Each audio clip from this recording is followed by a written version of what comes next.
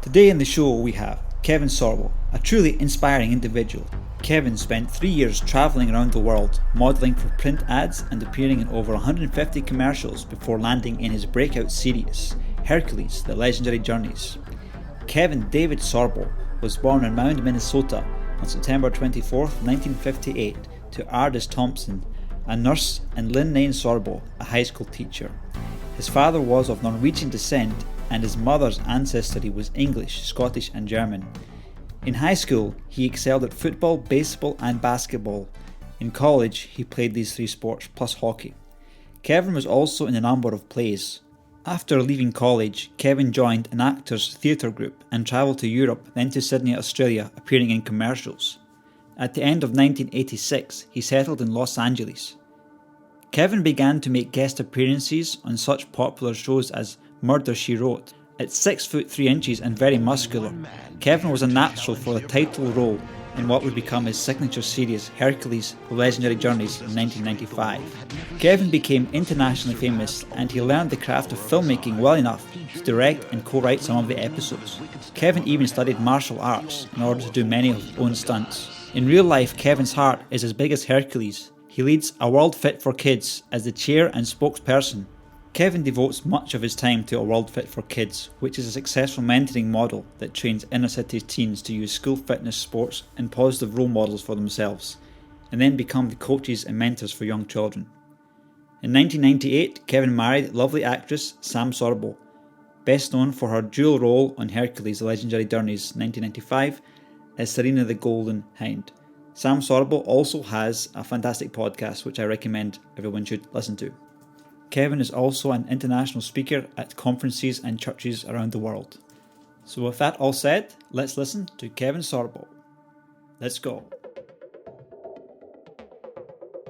I have you on the Nikos show. You've just been filming the one of the Life Behind movies today. You've just finished 2 Zoom calls. You've managed to fit in 30 minutes for my little podcast here, so I really appreciate it, sir. This is supposed to be my day off, but here we are. So it's like our week's filming here in Canada. We're in Calgary right now. It's Saturday through Wednesday, so these are the days off. But these days have been busy. I got a couple more calls after this. I got a photo session I got to do, and so it's busy, but it's all good. You know, we're all promoting good stuff out there. I just want to thank you for the courage that you've given a lot of us people that basically fighting for freedoms. We know quite a lot of us know you from growing up and seeing you out there declaring these bold things, and you actually take a lot of stick for it in Twitter. It's appalling some of the language people use, and yet you keep it up. So we just thank you for being real life hero for many of us.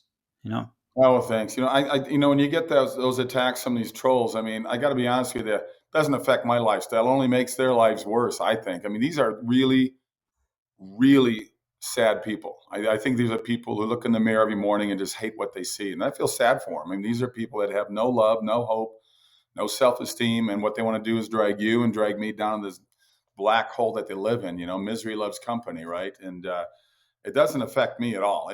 I find it sad. And it's what a horrible way to live your life every day, too. Think about that. All that hatred and anger built up, just building and, festering inside of them. It's just got to be really a pathetic life for these people. I mean, are they wanting something from when they troll you on Twitter? Are they expecting you to reply to them or something like that and say, no, I don't really... Quite frankly, I don't got the time, but I got so many good foot soldiers out there, man, that agree with what I say, and I know they come in for the rescue. And, I've said it before, I'll say it again. I'm not here to wake up the sheep. I'm here to wake up the other lions. We got to wake up, and we got to fight back, and we can't let the governments at every level control our lives with fear, because fear is the weapon that they're using. Remember, you go back to COVID, I said 15 days, that's all we need. Well, here we are 2 years later. They want to stretch this out forever. They love control. They want to keep masks on you to keep us all sort of identical, that we can't recognize anybody anymore. We got to stop. We got to just start living our lives. There you go. Let me ask you something. All of us took our masks off. What are they going to do? Let the people the people we need to protect are the people like my mom, in her 80s, pre-existing conditions, because that's the vast majority. Are there exceptions to the rule? Certainly there are. But we can't sit here and hide from a virus that has a 99.7% chance of recovery if you get it. So Yeah, here we are, and people are just running scared. I've managed to entangle myself in my mask. I can't. It's, yeah, so I don't know if you've heard about Austria today. Have you? I did. I did. I heard like a week ago. I got a good friend lives in New York, but it's from there, and it's funny. I love how people want to call me a Nazi when what Austria is doing is exactly what the Nazis did back in the 1930s, as they built up their power to start World War II, and slowly taking away your freedoms. They do that and they go, well, it's only that, and then they do that, oh, it's only that, and before you know it, boom, it's like total control. And people got to fight back a little bit. I sit there to do this to people is absolutely ridiculous. They're doing it in Australia as well. I mean, it's crazy what they're doing. Yeah, I don't know what the thought process of is if people haven't taken the vaccine already, and you're talking about a quarter of the population that are going to be forced to take a vaccine, what do they expect is going to happen apart from civil unrest? Because there's no safety valve here if they go through with this. Oh People are yeah. going to have to be deported from their families. I don't know. Yeah. It's going to get to a point and we're near that breaking point now. And I find that all around the world where it's just got to be, okay, enough is enough. And there will be a pushback. They're starting to get pushback now. I'm seeing more and more videos now from nurses and hospitals all across America saying that they go, look, most of our beds are filled with people who have had both vaccinations. So what good is this vaccination if you still got to take it? Now they say, well, you got to take a third shot now, but still keep the mask on. I mean, it's crazy that people, they just comply. Okay, tell me what to do. I'm wimpy and I'm weak and I have no self-esteem and I will do whatever Lord Fauci tells me I need to do. I mean, it's just weird to me that more people aren't fighting back right now, and you see the anger out there. Look, I'm up. I didn't want to. I've had the COVID over a year ago, and I was like really no symptoms. I had it, and I felt kind of crappy. 3 days went away. To get here to shoot in Canada, I had to take both vaccinations. I didn't want to take them. I got more sick off those things than I got off the COVID itself. Now, what's going to happen to me in 5 years? Are we all? Is our heart? Are Oh, all you, hearts? you took them, yeah? Pardon me? You took them, yeah? I had to. I couldn't have got. I Yeah. couldn't have got up here to work. I've been attached to this program for. My God, this movie for 7 years now. So I had no choice. I had to go through with it. I didn't want to do it, and I'm worried about what it's going to do to me. I mean, there's a video of Fauci out there from 2017. He's got his buddy Bill Gates next to him, and they're talking about vaccinations. And he even said, whenever you come out with any drug, and people know this, people should know this if they don't, that before the FDA says it's okay to send this out there, it takes 7 to 10 years of trials. There were no test trials with this. We are the guinea pigs, and people are like just lining up and just give me the shot, give me the shot. Look, if you don't want to take it, then don't take it. We shouldn't be forced to take it. It's The just thing is, crazy. I in hate Ukraine, that I right? had to do it. Pardon? In Ukraine right now, and I've got first-hand contacts there that are saying the people in hospitals are the ones that are not vaccinated. So I'm trying to be objective as much as possible. So, I'm not. um, I'm not dismissing what it is, what's out there. no. I'm going by what I'm hearing out there too. I don't want to believe everything I see and hear on the internet, or certainly what I get from CNN. But it's. I don't deny what it's doing, but still, the average age is over 80. Like, so once again, exceptions to the rules. But I'm looking. I look like every month. I go on the WHO, the World Health Organization, CDC. I look at the numbers, and I look at the numbers of the average number of people that die on this planet every year. It hasn't gone up. It's not like it has doubled or tripled because of the thing. It's staying basically the same. So what does that say? Are we just saying every death now is a COVID death? That even though maybe it was something else, that they had pre-existing conditions? I mean, it's crazy what's going on, how it's affected people's lives, and how we're destroying people's lives. And It's just it's it's frustration. Like it's fitting that no matter how intelligent you are, or how clever, or like how quickly you can assimilate information, we can't know everything to be able to be sometimes sure of what is happening there. Because some of these papers, like I tried to look at the Pfizer safety document, and it's like 30 pages long, or maybe 60 pages long, and it's like PhD level stuff, and I'm like, seems like they've done it thoroughly, but like then you read things on the internet that are completely like contradicting the narrative, and then you get kicked off LinkedIn. Unfortunately, I'm Oh trying to yeah. get Well, back on there. Facebook took me down completely 4 or 5 months ago, and I was posting articles from other doctors saying, "Hey, what do you think about this, guys?" I mean, I was putting things out there to get debates going. I'm open for debate. I don't harbor that anger and hate for somebody who has an opposite point of view from me. I'm amazed that people just get so angry. And like I said earlier, I think these are just pathetic, sad, lonely people that don't like who they are. So, but why can't we have the conversations? Why can't we look at both sides? I mean, it's the numbers don't add up to what they say they're adding up to, and people need to start getting a little more educated on what's happening out there and why we're destroying people's lives. Why is it that a mom and pop grocery store had to close down, but the big stores like Walmart and Costco and Target and all these stores that we have here, those are essential, but that little mom and pop store has been around for 60 years, for 3-4 generations, that's not essential anymore. So let's make those people just disappear. I mean, it's really, I think it's up to the person. I got to go back to, I live in Florida. We have the lowest cases. We have per 100,000 cases of people get COVID, it's 0.02% that die, 0.02. And we're closing down the world over stuff like this. Well, I don't know. understand when people like Colin in 40 years' time make history books on what happened this time, because we just won't have access to the information until Did decades you down the did you line. see what Pfizer did? They got to get in a court order that they don't have to release any of this information, what they're doing, until 2076. Yeah. So most of the world is dead by then. At that point, then they'll release the information of what they got. Why? I mean, Yeah. why? Do you think people would go, I want to know the answer now? Why do we have to wait all this time? And then my kids, who will be, my son will be what, 80 something by then. Really, he's got to wait. You guys got to wait that long? I mean, come on. Yeah. Did you see that guy Christian go to the European Parliament with a big document, um, and it's got Pfizer's like words are all like blacked out, and that's what they released information. Did you see that video? I did not see that. It's insane, man. This the sheer arrogance of it all. You need to go find it. Anyway, we managed to, the topic that pervades every news outlet managed to get into our 10 minutes here.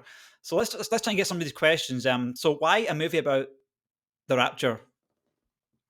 Now, I also find fascinating. I find the Book of Revelation. I tell people, read the Book of Revelation; it'll scare the hell out of you. So it's um, they've done a number of them through the years, but this is really the third one that follows the books, the Left Behind books that sold 80 million copies.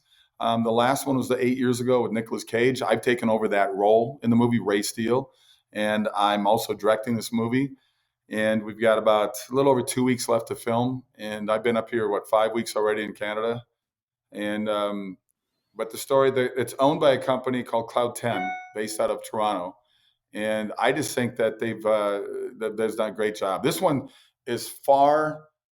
I think it's much better than the other ones I've had before. I mean, they put a lot more. There's a lot more drama in it, and we're making it more gritty, more dark.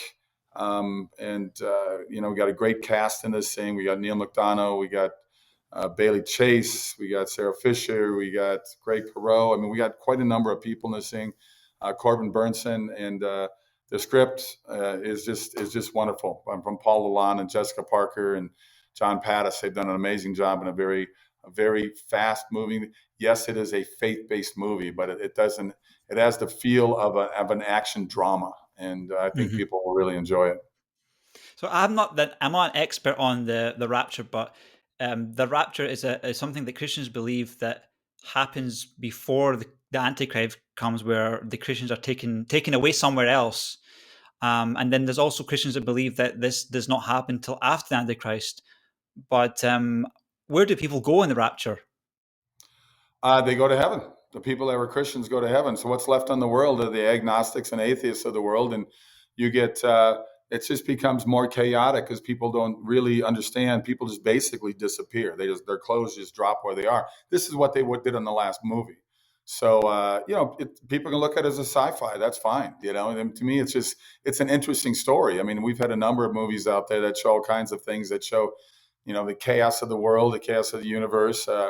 The Galaxy Quest or Avengers or whatever, they killed off, the universe. They killed billions and billions of people. So I just hope people look at it and they can take it in any way they want to take it. But I think the Christians of the world will look at it as, okay, this is somebody's viewpoint of what the Book of Revelation is all about. But is it certainly a faith-based movie? Yeah, it is.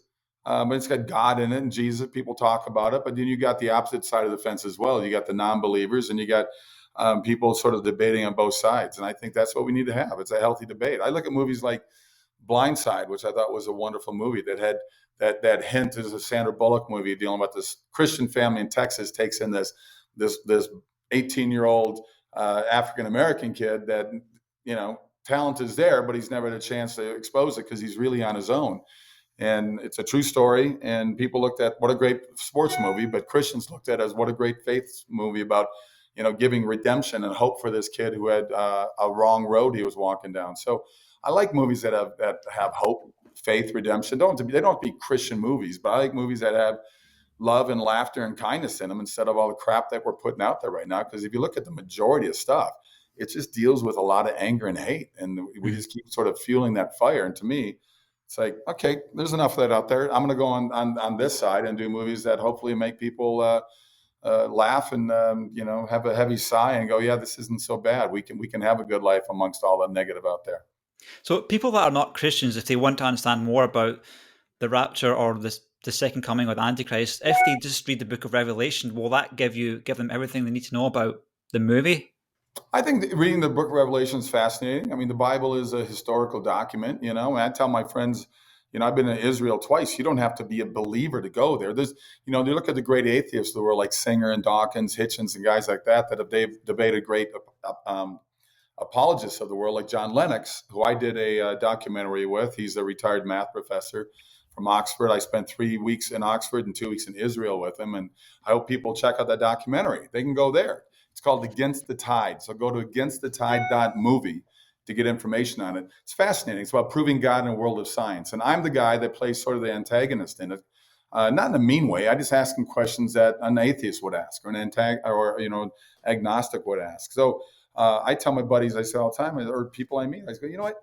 Go to Israel and just sort of look at the history there, because even all of these very famous atheists, like a Dawkins who lives there in Oxford as well, they don't deny that Jesus didn't exist. They know that there was a prophet, there was a guy, a preacher named Jesus. So they don't deny the fact that exists. So I don't know. I think people reading that and read the Left Behind books as well. I think that they'll find the Left Behind books very interesting. I mean, there's a reason they sold 80 million copies of it. I mean, I know there's billions of people in the world, but how many people can sell 1 million books, let alone 80 million on any book that's out there?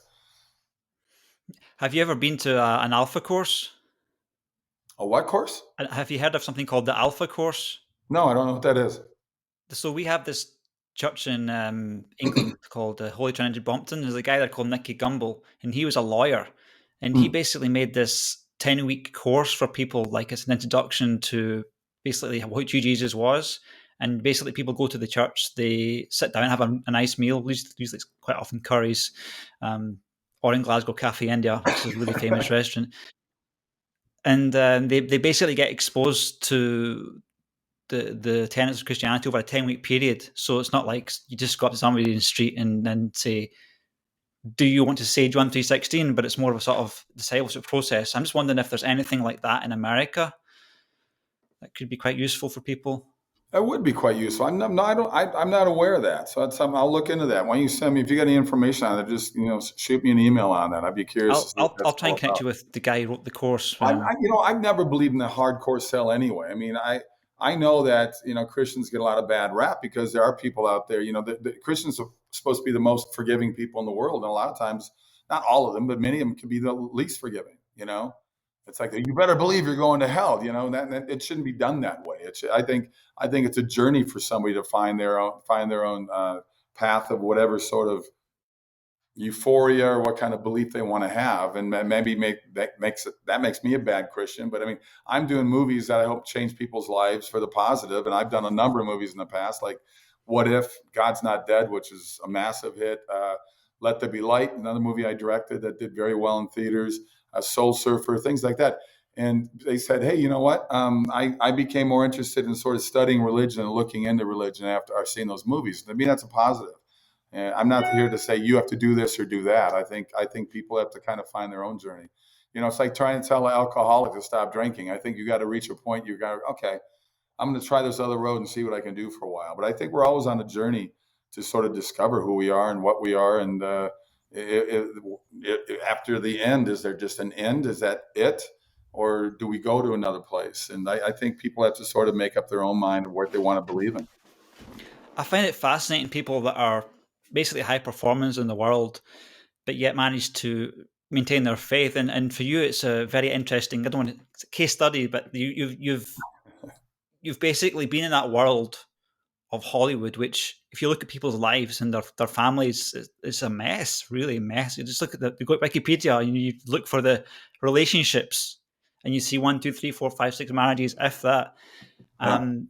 But God, it's a testament that God is really, you're basically a successful family man, which is much more successful than anyone who's still an A-lister and who's not got family. So congratulations for that, and praise God for that. But I recently am going through your podcast, the latest audiobook of yours, True Faith. You took some really hard knocks. Like, you're at the peak, basically, in terms of the world's idea, you're at the peak of your career, 5th series in Hercules, which I loved as a kid. But yet you took this life-threatening 3 strokes and just got married. And that I don't know if I could have kept my faith through that. I mean, that's just and then you wrote a book that basically God saved your life through that. You just maybe gives a 2-minute version of summarizing that. I mean, Well, yeah, I mean, it was near the end of season 5 on Hercules, and I was doing most of my own stunts because I wanted to, and my ego said that I could, and I enjoyed it. From a guy growing up playing football, basketball, and stuff, and um, I had all kinds of problems. My left arm, I couldn't figure what was going on, the pain and everything, but ultimately ended up being an aneurysm that was way up here, very near the main artery feeding into the neck, into the brain, but also into the arm. And when it opened up, it sent hundreds of clots on my arm, but I had 4 actually went into my brain. The one that in the speech dissolved on the way as they rushed me to the hospital. But yeah, it took me 3 years to fully recover. It was tough because here I'm playing the strongest guy in the world, and all of a sudden I couldn't stand up and walk. I had to learn how to walk and balance again. It took me 4 months just to get that going. And I just, you can. It's funny how when bad things happen in our lives, we can blame God, we can blame family, the world, friends, everybody. It's your fault, it's that fault. But yeah, I wrestled with God. I was pretty pissed off about it because I had things going, but I knew it wasn't ultimately his fault. And I looked in that mirror and I said, okay, this happened to me. What am I going to do about it?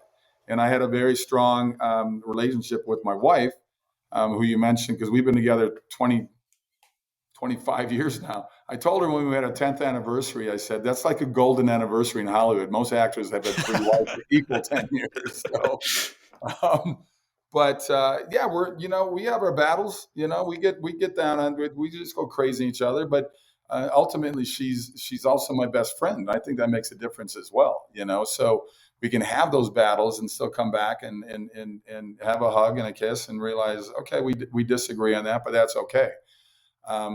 I hate to admit it, most of the time she's right, but it's like your wife is always right. Oh yeah, it's the best way to save a marriage too. But ultimately, she is. She's a hell of a lot smarter than I am. But it's a good relationship, and she's great with the kids. My kids now are 20, 17, and 16, and they're awesome kids. We're homeschoolers, and she does the majority of it easily, and that makes a difference. But the whole thing. I wrote a book on it when I suffered the strokes. It's called True Strength: My Journey from Hercules to Mere Mortal, and How Nearly Dying Saved My Life. Because it did wake me up. It made me a much more patient person. I did finish the last 2 seasons of Hercules miraculously. I literally went from a 14-hour day to 1 hour a day initially, just to keep me alive on the show. And we did a lot of stunt casting, but when Andromeda started right after that, I did 5 years on that, but I had a much better schedule because Hercules literally driving to and from set, but also going to set and going to work out every day, an hour and a half every day. I was 16 to 18 hours a day every day. And Andromeda, my other series for 5 years from Gene Roddenberry, I was 12 hours a day. That's enough. Door to door, 12 hours a day is enough for any work. But it did put me on a different path in terms I wanted to do movies that had a positive message. I just wanted to do something that would really spread more laughter than hate. And the fans of both those shows love the humor in both those shows. And since then, this is my 68th movie. And there's a dozen I wish I didn't do, but you don't go in thinking they're all going to suck, So, but I like to stay busy. There's a gentleman from your country, Sir Michael Caine, who they asked him one time, why would you do Jaws 3D? Jaws 3D. I mean, you're Sir Michael Caine. You won Academy Awards. Did you even see the movie, sir? And he said, no, but I saw the house that built me in Spain, which I thought was a great answer because, we all got bills to pay, and I don't like sitting around. I can't. I love staying busy. I mean, to me, it's like I would love to stay busy as long as guys like Clint Eastwood are 92 years old still making movies, So I think that's just amazing. And I'm going to keep going until nothing happens. I keep getting work, so it's a good thing. So how long is it going to take to go through those 10 WhatsApp messages you just got when we're talking? The which ones? You've had like 20 messages since we've started talking, so like you're going to have to reply to each one of them, like problems on the set or something. You got questions from people? I can just hear your phone going ding ding. Oh ding, yeah, ding. yeah. Well, you can't answer them all. I post a lot on LinkedIn, and people can follow me on Twitter at KSorbs, and I usually I think I get attacked by those trolls because I put the truth up there. I do it in a sarcastic way, but I have a fun way doing it. But I'm not going to stop. It's fun for me. I mean, Facebook took me down. I'm still battling that because there's no reason for them to have taken me down. Yeah. LinkedIn was really annoying for me. I was getting some great engagement, mate. Yeah. Cool. So you've probably got like 3 minutes left, I think, on the clock. Yep. So last question. What advice would you give to film producers wanting to break free from the mainstream Hollywood agenda, I guess?